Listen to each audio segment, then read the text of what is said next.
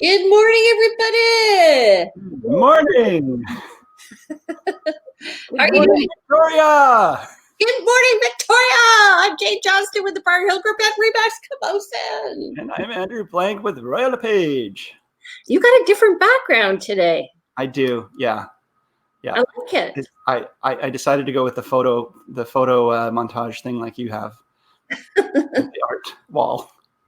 It's a little bit better than the spare room office background. Wouldn't you say? It's eclectic. It is eclectic, yeah. There, we can see more. Thanks. Yeah, you can see more of the art. Okay, but I like to see your lovely face. Okay, so let's talk about what's happening. We're going to do two things today. Number one, we're going to talk about what's happening with the market. I think we should get up to that fairly quickly, and then we'll talk about working from afar. We had forgotten it was the beginning of the month, right? Yes. How can you forget? But it's easy to forget when you're head down in the weeds working like nonstop. What day is it? I don't know. Okay. So stats, yes. Stats, here we go. Let's get it going. So I made this lovely PowerPoint. Do you like that? Fun fact is she made that in like 5 minutes while we were convincing before the show. Let's see how it looks. Okay, can you see it? Oh, somebody's calling me. Okay. That was me. So, welcome to the October 5th review of the Victoria Real Estate Stats with Andrew Plank and Jane Johnston. So what I did was took a series of slides that I like to look at. Can you see these? I can. It is again the screen. We have to get better at, I think, making some more snapshots of this. But yes, I've gone full screen now. It's not so bad. Okay, let me figure this out. It's good. We're good. Okay. So why can I not do it that way? Can you anyway? Okay. This is fine.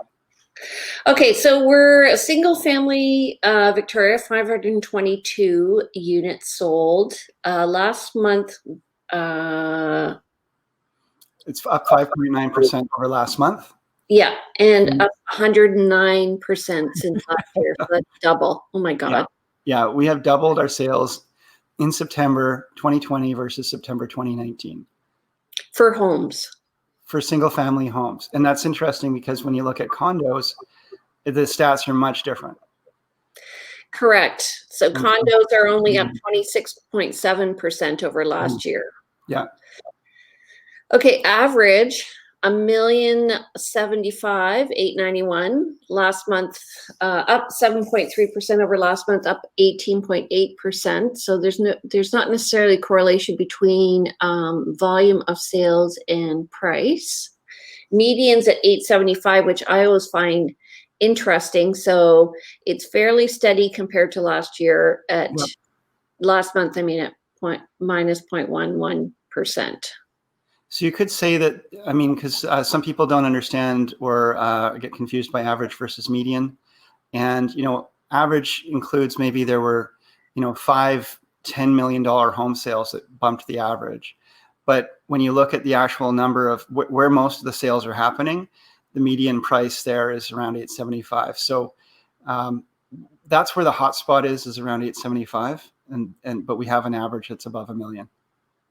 Right. So that often means if the median price is lower, that the prices are on the lower end of the $1 million mark, actually, for if you were to go out and look at a house, the median price is more important than the average price. It's also is dependent on the area. Absolutely. Yeah. And you'll see that move around as you go down the list. Well, sorry, that's for the different types of homes, but you would see that for area as well. So average price for condos was 502, median price was 430, which I thought was interesting.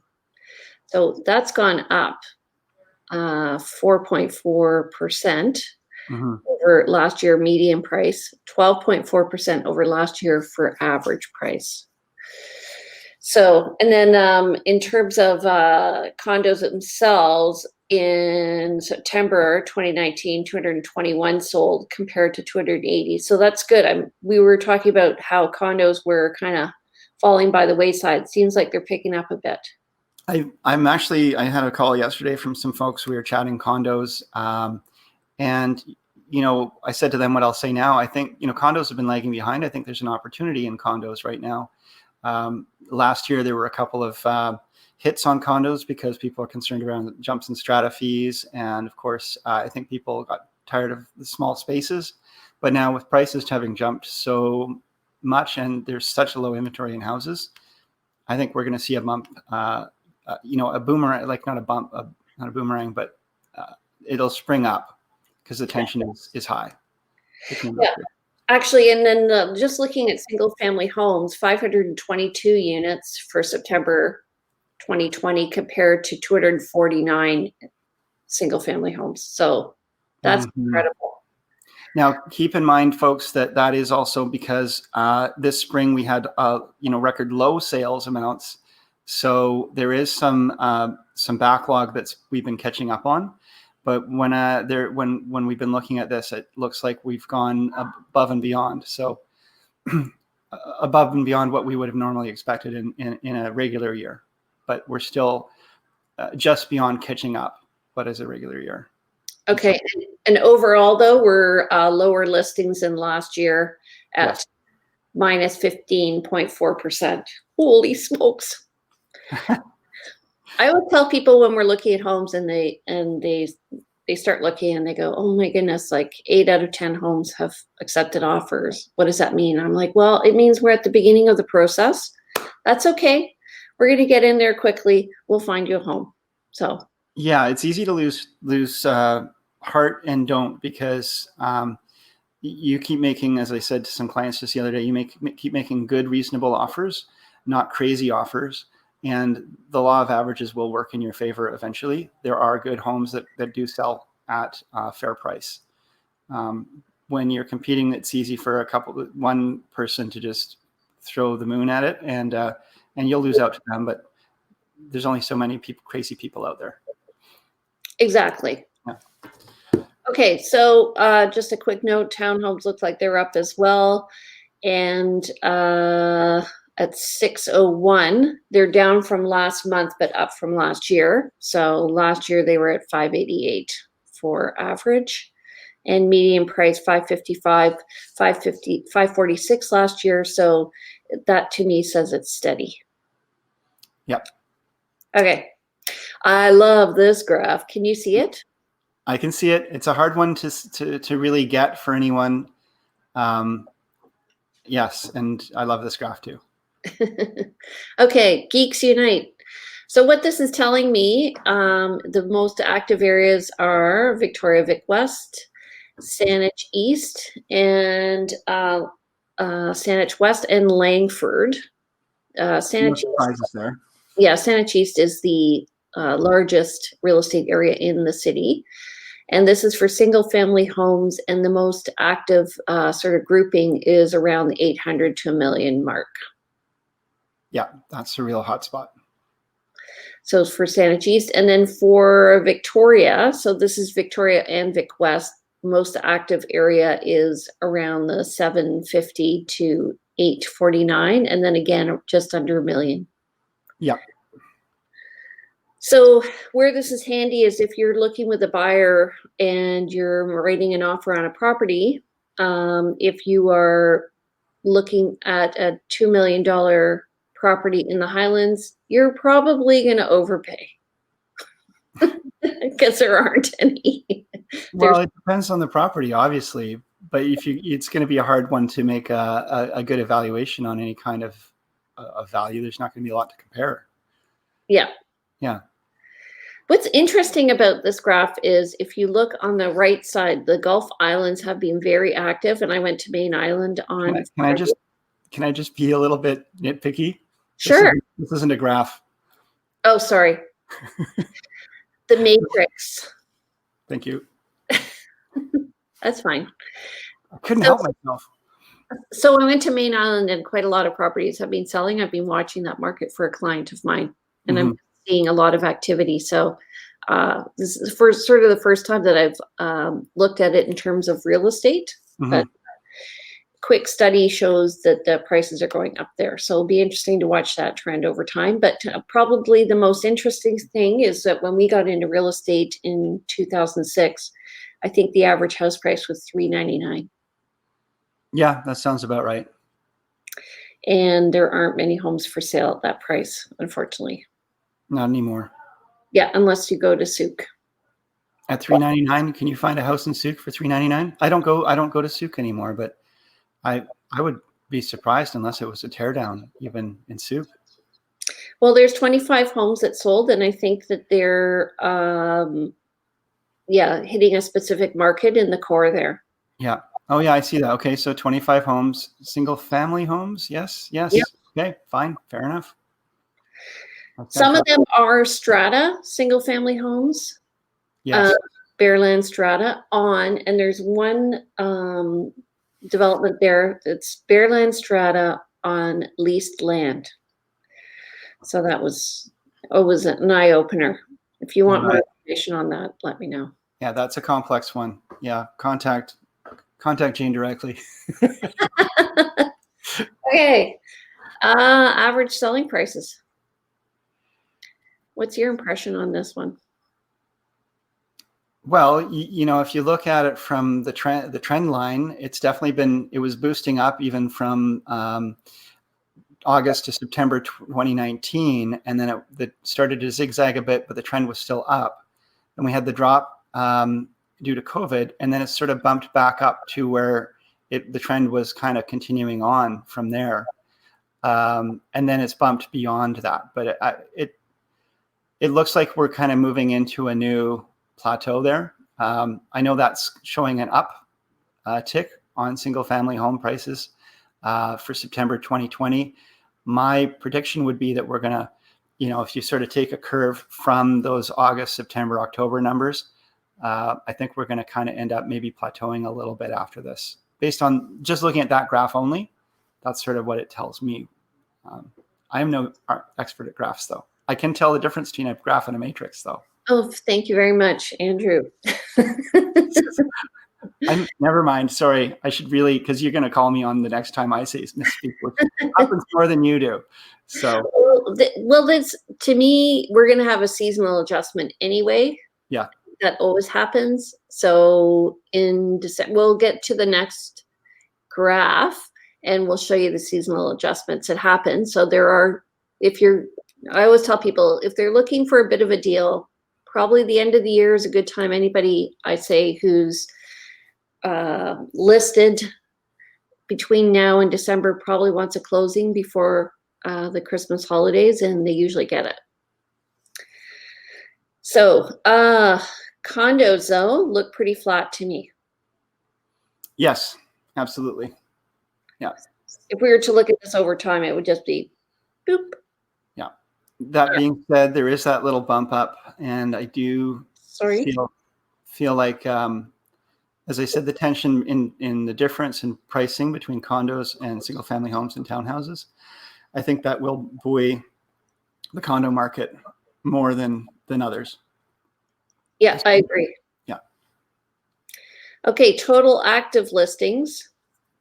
So because we've had so many sales and we had kind of a lack of listings there in April and May, you're seeing the trend down. And then what you were talking about before, the subsequent bump that followed. To me, the total number of listings is down because we had a lot of sales. So let's just look at the next graph, and this explains list sale ratios. So the bars are listings, the actual number of listings coming on market that month, and the line is the sales that happened that month. And so you can see the relation, the one sort of subtracts from the other almost, and that's what gives us the graph we saw before. Yeah. So you can see that it's not quite as high in June as it was the previous year, but that's because there were more sales in June and July relative to where the listings were. It's interesting that sales have been really steady in terms of numbers, like consistent July, August, and September. We certainly have seen twice as many sales in September as we would have expected to see. And if we go back to the graph, well, actually, if we just, go back to the graph, stay at the graph there. If we look at September from 2019, we can see that we've really jumped. But we would expect normally to see these graphs sort of trending down. We're not seeing that, but it's steady. It's not going up. But cumulatively, when we were discussing the stats last month, they were at the exact same level, -1 or +1 compared to last year. So overall volume of sales was the same to September 1st. So now we've exceeded it, I think, by about 450 sales overall Right. this year. Right. Okay, last one. Awesome. I just sort of anecdotally say too, like based on who I'm working with for buyers and upcoming listings, I expect we're going to still see record numbers for October and even November. I do think we're going to still see a lot of sales. I've got buyers who are, expecting and planning to buy in the next month or two. Yeah. Quite a few, and same with sellers. So if you have anything to sell, give us a call. Okay, so working from afar. We have about 15 minutes. Oh, great. Okay. So have you got something you want to say on this? Because I have a few things as well. Sure, you go ahead. Okay. So, I mean, I was thinking we could talk a little bit about, and 15 minutes, we're not going to have time to do all this. Okay. Some of the myths and misconceptions people coming from outside of Victoria might have about Victoria. What do they kind of expect? What's the difference in, let's say somebody's coming from Ontario and they anyway, we'll go into that. There's obviously a lot of taxes that you have to consider if you're coming from out of town and especially out of country. There's foreign buyers tax and speculation tax and so on, depending on what your purpose or use of the property is. So those are things to really be careful of. There's some real minefields there for folks coming from out of town. Interesting how people actually just conduct business differently in different countries. If you buy a home in the UK, apparently the seller can continue taking offers up till the closing date, is my understanding. I may not be speaking. This is my understanding. I don't know. Somebody can chime in if they know this differently. But you can actually have a firm sale until the money's changed hands. And then once you do have a firm sale, the buyer will move into that home, and they will not be the kitchen sink and the fixtures and the appliances. You just buy the shell of the house, and people pull all their lights and their door knobs and all that stuff and move it to the next home. That's different than here. It's called gazumping when you bump somebody off there. Gazumping. That's a good word. But so when you move here, your deal is once you have a pending offer, so you get your financing approval and then you remove your subjects, it's firm. And you can't uniformly change your financing option at the last moment, which I had an American buyer do. And, she did it innocently because that's what they do in the States. They all sit around the table. The buyers and sellers also never meet one another here. Mm-hmm. Generally, the house is clean when people buy it. Like, you're not going to come in and it's not going to be a total mess. Depends. And, what? Depends. And you could write it into the contract that you want it professionally cleaned. You can also possession, we talked about being on a separate day than completion. And the reason for that is just in case the financing details aren't coordinated between the lawyers. Mm-hmm. And sometimes that's because there's a daisy chain of sales going on. I once had a realtor freak out because there were like 6 sales in a row. And I'm like, yeah. Right. Yeah. You just happen to know that there are 6 sales. If it's a daisy chain, you've got one buyer buying a property, and that seller of that property is buying a different property, and the seller of that other property is buying a different property. And so that first buyer, if they default, if they don't get their financing, if they don't show up at closing day with the money, you've got 5 or 6 cascading effects of no sale, which can be really problematic, obviously. But that very, very, very rarely happens. Yeah. The other thing you need to worry about here is water and moisture in general. It's a lot different than elsewhere in the country. Our wet season is in the winter, and we often, what they call that? It's like a trough of rain, a river of rain. I call it the Hawaiian Punch because we Mhm. get a lot of warm rain and like a deluge over. Yeah, so it's not like a winter where it's a dry, cold winter, and it's not, and our summers are hot, but still we still get some dampness through the spring and into the fall, um, and so water's a big problem here. We have great water to drink, absolutely, and it seems like no lack of it. But when it comes and it's clean, so this is a great place for water in that sense. And we have beautiful oceans and so forth. But we had a problem with condos back in the 90s and 80s where they were made a little too well. They kept moisture in. They were supposed to keep moisture out, and that worked really well. But if it did let moisture in, and moisture always gets in, it had a hard time getting out. So we're always looking at roof overhangs, quality of, water is our enemy here. Flashings, Yeah. two perimeter drains. So if you buy an old house, you want to get a perimeter drain inspection. Oil tanks are an issue depending on where you live and when the house was built, up to 1970s. Asbestos insulation can be an issue. Vermiculite. Yes. So speaking of oil, it's always funny to me when people are coming from elsewhere and they say, "Oh, I don't want a house with oil heat." And there's other areas where I guess oil is, I guess, if you're heating your place all the time through the winter and it's a cold winter, you're going to be having a really expensive heating bill. And of course, oil isn't cleanest and so forth. But here it doesn't seem to be an issue. For the locals, there's a lot of oil heat homes, and it's not really an issue. But I've worked with many people coming from out of town, from other provinces, and they say, "No, I don't want a place with oil heat." Have you had that experience? I do, but what I say to them is, and I think we talked about this last week, was the ventilation system is what's the most expensive part of the system. And there are different programs that allow you to bring in gas if you have oil heat. So don't discount a house just because it has oil. We often have electric baseboard heat too, which in our environment is very efficient. So you just have to realize you're not dealing with the type of heating system you're going to find in Ontario. I remember feeling like when I came here that, oh my God, there's electric baseboard. It's so inefficient, but it Yeah. allows you to zone heat. The other thing you'll find here in Victoria that you may not find in Calgary, for example, is single pane windows.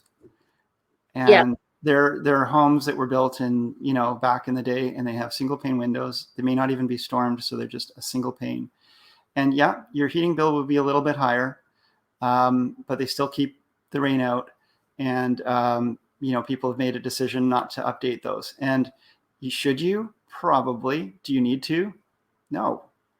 It's the same thing with 100 versus 200 amp power. Mhm. A lot of people feel they need 200 amp power, but especially if you have like a gas stove and a gas furnace and other gas appliances, you don't necessarily need even 100 amps. So you'll have space on your panel for your hot tub. Yeah. Yeah. If you bring in gas, you're going to be much better off for having that 100 amp service. So other things maybe, other things if you're a non-resident seller. That's another thing. If you're selling a home and you're not a resident of Canada, but you own property in Canada, once you've bought this home, we're talking about maybe buying, but you also have to consider your resale. If you're a non-resident seller, the Canadian government's going to be concerned about you running away with what they would consider your ill-gotten gains of the value, the increase in value of the property. So there will be a tax, and there's a withholding tax. They're going to want to hold 25% of the proceeds of the sale while they calculate what you actually owe them. And it needs to be, available. So it can make for some interesting complications in a sale.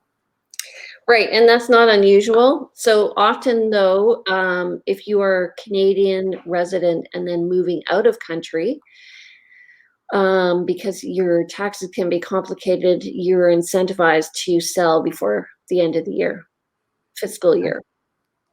Because if you sell in January, they're going to hold that tax for the whole year till your taxes are submitted the following year. If you take anything from this video, listen to your realtors, but talk to your accountants and look at what the implications are and make sure you understand all the implications of buying and selling and the costs of buying and selling in Canada. Because we can guide you through the process, but in terms of what the costs are going to be, and those can be, there's a lot of factors there. Definitely talk to the accountant. A good one. What I find too is, so foreign buyers buying in Canada, Yep. 30% down. Okay. And also if you are buying within Greater Victoria or certain areas around the province, you may be subjected to the foreign buyer tax, which is 20%. And then, so if you buy in Shawnigan Lake, you're actually not subjected to that, or Whistler. Yeah, there's some of the core areas where you are going to be subject to that, and then there's other areas of BC where they would love to see any kind of investment. So there is that. So things that people may not know about Victoria, coming from elsewhere. This is the capital of British Columbia. Yeah, you came from elsewhere. This is capital of British Columbia. You might assume, and when you look on a map, Victoria isn't a small place when you look at Greater Victoria, but the city of Victoria is actually a small place. It's not a large geographical area, but we're made up of 13 municipalities. And so the Greater Victoria area includes, the whole of the Saanich Peninsula and what we call the West Shore, which is Langford and Colwood, and even Souk and Metchosin in the Highlands. So there's a much greater geographical area to consider, and there's some really wonderful. The thing about Victoria is there's a spot for everyone. If you love yachting and boating, you might want a place up on the peninsula where there's some great marinas and some beautiful forays you can take out to the Gulf Islands and such. If you love sport fishing, you might want to be closer out to the West Shore or Souk, where you've got better access to great fishing. If you like recreation, you might go to the West Shore, Langford. There's a lot going on there. There's some great parks, hiking, trails, lakes. So there's a little bit for everybody. And then, of course, we've got the Gorge Waterway and a lot of active working harbor. We have a lot of waterfront in this city, just because our geography allows for so much land that is on the water. And I was going to say, so I did a program called VancouverIslandTime.com. So if you want to check that out, that'll allow you to get an interview with somebody who lives in the different areas. And like Andrew said, we have waterfront all over. That's because we have a kind of undulating landscape? shoreline. What?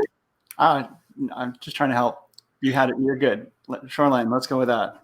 Yeah. The other thing is it's cooler down by the water. Yeah. So just having somebody who understands, I guess, what it's like to live in different areas. So downtown in Fairfield, it's about 5 degrees cooler than it is up by the university. Yeah. And with James Bay, for example, there's water on sort of 3 sides of James Bay. You've got the Victoria Inner Harbor sort of curves around it. You tend to get a colder offshore wind that comes across James Bay. If you're out in the Highlands or the West Shore up in Langford, you're at a higher elevation, especially let's say up on Bear Mountain. You tend to get more snow. 600 feet. 600 feet. Well, it's not a huge elevation, no, but it makes a difference. And there's every time I'm heading on the highway out to Langford, if it's going to be snowing in Langford and it's raining in Victoria, the dividing line is by Thetis Lake. Speaking of which, the other thing people from out of town might not get about Victoria, somebody coming from Ontario, from Toronto, where they're used to a big commute, and they're used to commuting 40 minutes a day to work, and they come out here and they hear that there's a commute from the West Shore that's maybe 20, 30, well, it's usually about 30 minutes, let's say, can be more in heavy traffic. It's not so bad now that we have an interchange at Mackenzie. But, or let's say it's 40, 50 minutes. How long is it from Souk, would you say, to downtown? 40 minutes. So someone might say, oh, well, that's not a big deal. I'm going to go to Souk because it's a lot cheaper in Souk. And not disparaging Souk at all. It's a great little community. But people who live here, their minds sort of expand or contract based on where they live. And I find people who are used to a 40-minute commute there, they hear from us, no, you don't want to be doing that commute. Once you're doing it, it's too much. They hear from you because I live out that way. Yeah. I have talked to many people though that have moved out to Souk and they're like, I don't want to do that commute anymore. It's not great. And it's not like the traffic is holding you up. It's just that I think Victoria is a smaller space. And so it's kind of, you can find property in town with less of a commute. Well, here's what I find is, quite honestly, people buy on a price continuum. Yeah. So they're going to say, I want to spend, let's say now, realistically, $650,000. Well, they're going to find a nice townhome downtown. They're going to move out to Hollywood. They're going to find a home, and they're going to move out to Souk, and they're going to find like a palace. Mm-hmm. So it depends on lifestyle. And I agree. I think what Souk needs is just a little more infrastructure. They need a hospital out there. They need to be a little more self-sufficient and increased employment out there. And then it will be a case of it being a bedroom community for Victoria. But it's very affordable. I used to teach out there. It's a lovely place to live. And it is a bit foggier and cooler in the summer than elsewhere in the city, but they have great places like Souk potholes where you can go and swim.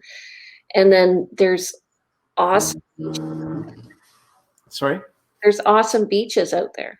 They're pretty good. So it goes down to recreation. I mean, if you love fishing, if you love surfing, even, because you can get out to Jordan River from there, it's a great little community. For value for money, you could also go up over the Malahat and find, or up into Shawnigan Lake. So that's a very hot area right now. That's a very hot area right now. So I find a lot of people who were looking in the West Shore are now looking in Shawnigan Lake.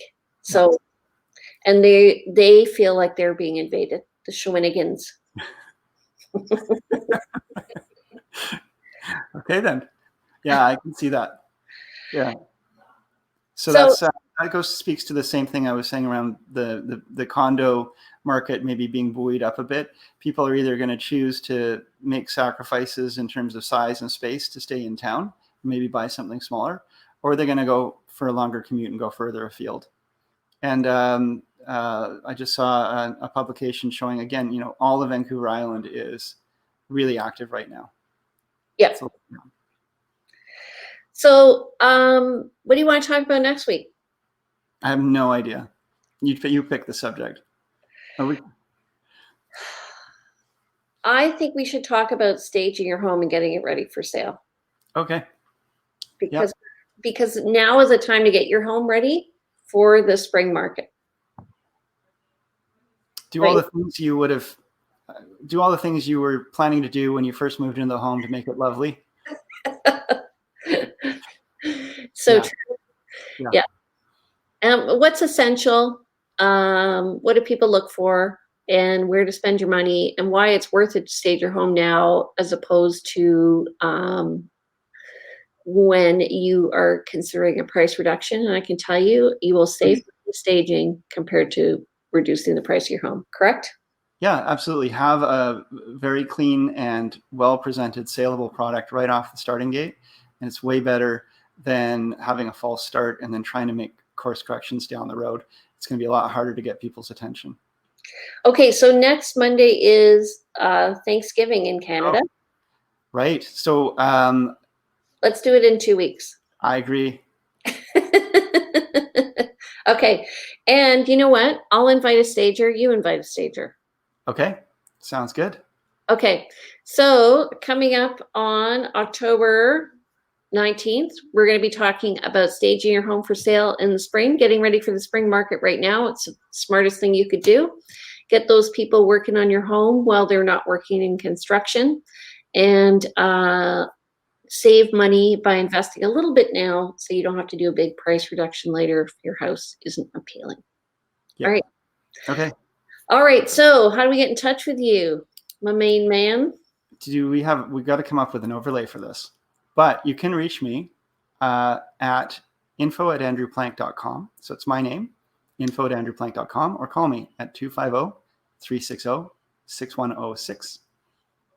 And I'm Jane Johnston with the Briar Hill Group at Remax Promotion. You can reach me at briarhillgroup.com or at 250-744-0775.